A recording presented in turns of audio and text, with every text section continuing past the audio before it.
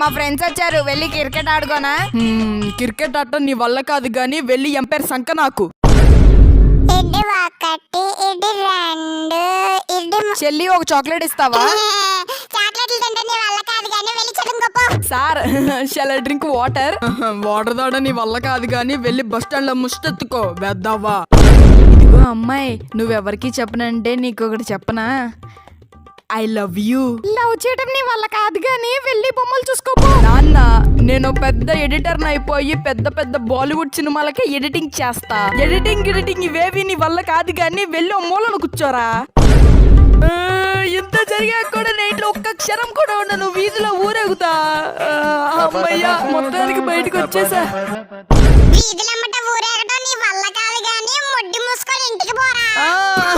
Mummy, ఇంక ఈ ప్రపంచంలో నేను బతకలే. ఇక జీవితంలో వీడి వల్ల ఏం కాదు.